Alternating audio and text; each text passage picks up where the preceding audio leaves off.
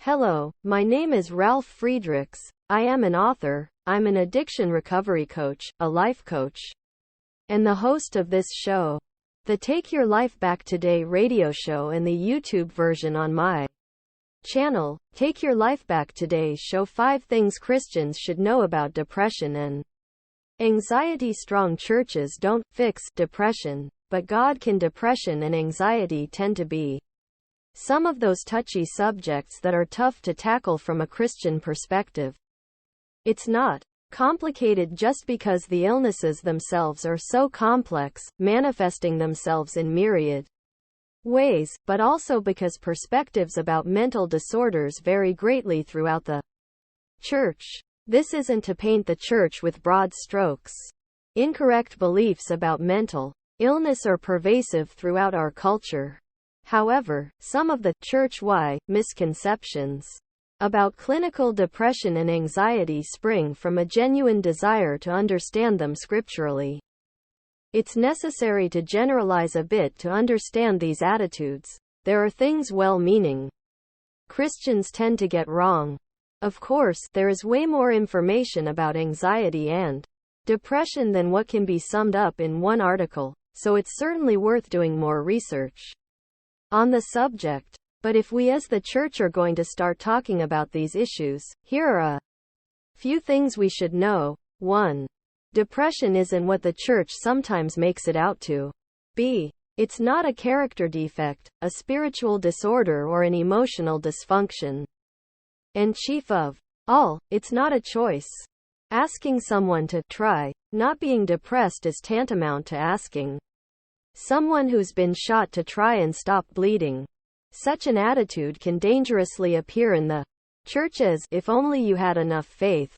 Cue the record scratch for any Christian regarding matters of healing. Having faith in God's ability to heal is hugely important and personal.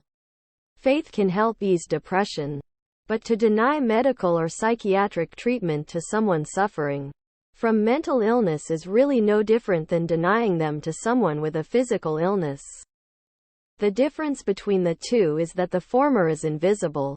Speaking of the invisible, some faith traditions are quick to suggest demonic attack as the cause for depression. While I'm convinced that there's definitely a spiritual element, the enemy will exploit any weakness. Medical science holds that major depressive disorder is real and the causes are manifold. 2. Mental illness is not a sin.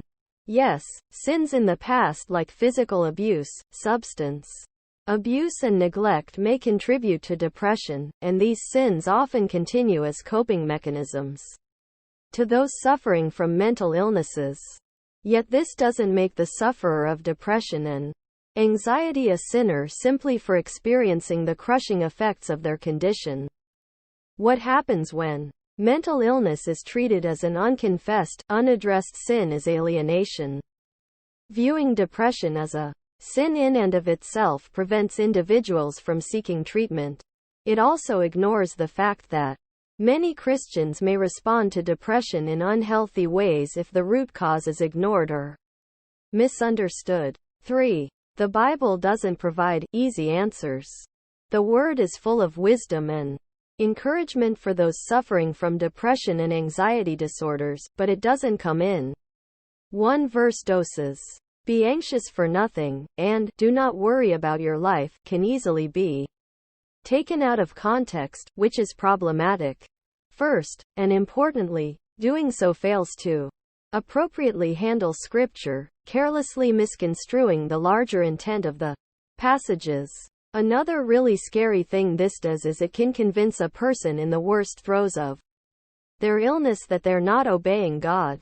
Add that to what feels like the inability just to be. Every shaky breath hurts and getting out of bed is impossible, and you've thrown gasoline onto the fire. A true examination of depression and anxiety in the Bible shows the existential dread that accompanies the illnesses instead of an easy out, one-and-done antidote. God's hand isn't always apparent. As Dan Blazer pointed out in Christianity Today, most of us have no idea what David meant when he further lamented, I am forgotten by them as though I were dead. Severe depression is often beyond description. Rather than prescribing a bit of a verse divorced from its context, a better strategy is to look at those instances of mental suffering along with the church body and to offer comfort in the fact that even the saints struggled. 4. Anxiety and depression don't look how we often think.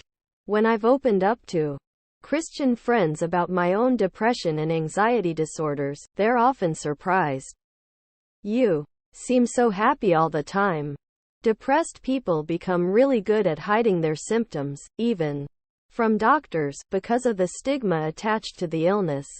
Churches often don't address mental illness, which gives the worship team guitarist or the elder even more incentive to keep it hidden away. Furthermore, the symptoms of depression often tend to contradict each other, which makes it really difficult for a person suffering from depression to recognize it for what it is, let alone for the church to recognize it. Learning to recognize the signs, then, is often a failing strategy. If churches begin responding to mental disorders as a community willing to offer encouragement and support, people suffering from those illnesses may just be able to accept the help. It may just be people you never expected. 5. Strong churches don't fix depression. Given all of the above, it's easy to understand how the stigma related to depression, even in the church, will prevent people from seeking Christian guidance and support. The most Christ-loving and helpful community might not have the appropriate framework for dealing with such clinical disorders, and many churches don't have licensed psychologists on the staff.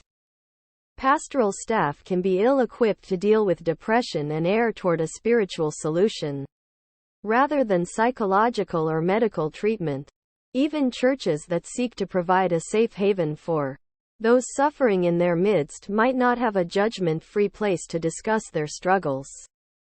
Programs like Celebrate Recovery can provide an invaluable forum for people to interact with others who experience hurts, habits, and hang-ups, and can help deal with some of the self-medication many people with depression and anxiety use to numb themselves. Without a carefully planned strategy to deal with mental illness, though, all are welcome, might not be enough. Healing comes from a prayerful, loving community that seeks to truly understand major depressive disorder and related conditions, and one that develops a positive response. Most churches probably have the very best intentions when dealing with issues of mental illness. Like the rest of society, however, the church may misinterpret these clinical conditions and respond to them in ways that exacerbate them, and as a result, demoralize those suffering. Christ, the great physician, came to heal the sick. As his body, it's time the church leads society in helping to do the same. Call me at 844-405-HELP. Together you and I can help each other take our lives back. Be good to yourselves and be good to each other. A simple smile to a total can change their life and even change your life. May God bless you.